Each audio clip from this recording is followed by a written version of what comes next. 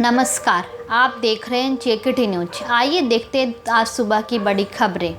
Confederation of India industry के अध्यक्ष उदय कोटक ने कहा कि भारत में सभी ने बहुत जल्दी कोविड-19 पर जीत की घोषणा करने की गलती की थी। उन्होंने कहा, हमने जनवरी-फरवरी तक जीत की घोषणा कर दी और सोचा कि कोविड-19 हमसे हार गया, फिर दूसरी लहर आई। कोटक के मुताबिक देश को गैर जरूरी आर्थिक गतिविधियों पर रोक के लिए तैयार रहना चाहिए।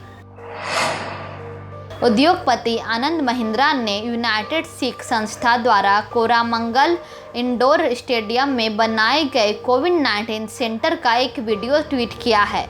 महिंद्रा ने कहा, ना कोई शिकायत, ना दोषारोपण, ना ही सेखी बखाना।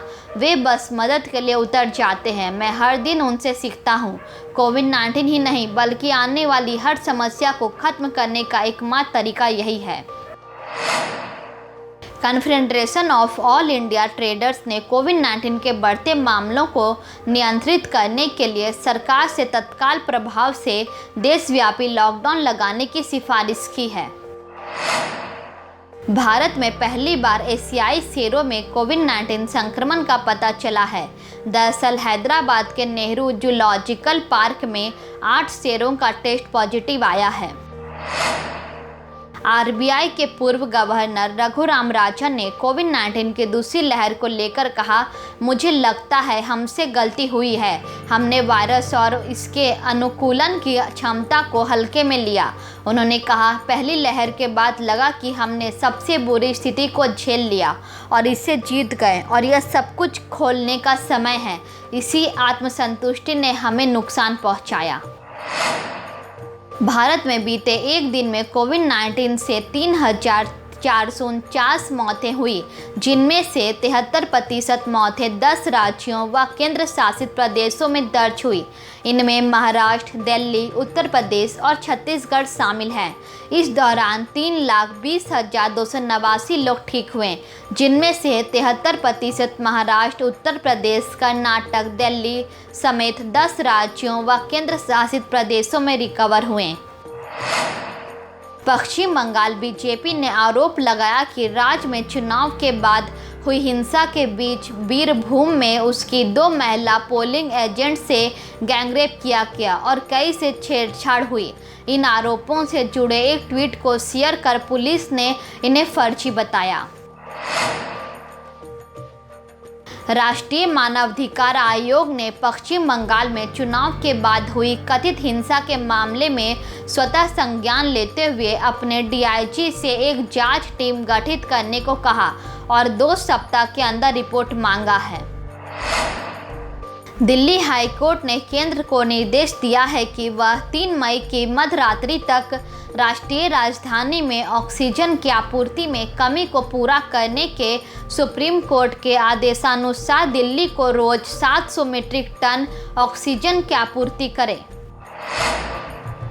महाराष्ट्र सरकार ने केंद्र सरकार से राज्य के लिए लिक्विड मेडिकल ऑक्सीजन के कोटे को कम से कम 200 मीट्रिक टन बढ़ाने की मांग की है। महाराष्ट्र के मुख्य सचिव सीताराम कुंटे ने कैबिनेट सचिव राजीव गौबा को पत्र लिखकर कहा कि 16 जिलों में कोविड-19 मामलों में लगातार हो रही बढ़ोतरी के चलते ऑक्सीजन की मांग बढ़ गई है। दूरसंचार विभाग ने भारत में दूरसंचार कंपनियों को शहरी, अर्ध शहरी और ग्रामीण क्षेत्रों में 6 महीने के लिए 5G ट्रायल की अनुमति दे दी है। टेलीकॉम ऑपरेटर्स एयरटेल, जियो, वोडाफोन आइडिया और MTNL को यह अनुमति मिली है।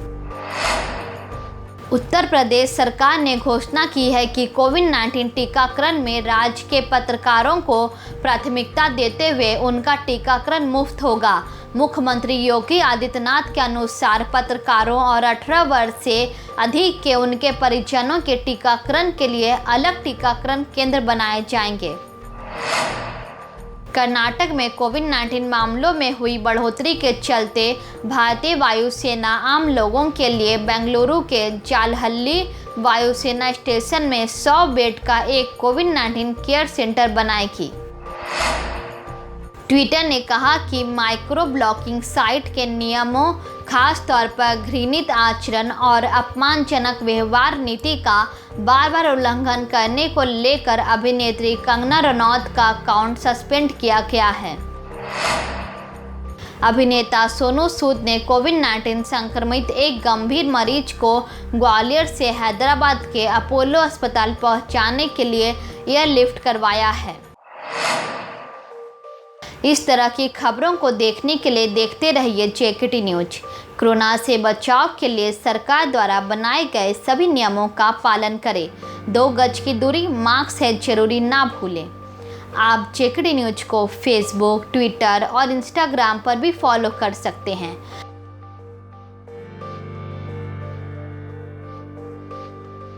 आप हमारे न्यूज़पेपर को हमारे वेबसाइट jankalyaantime.com पर पढ़ सकते हैं। धन्यवाद।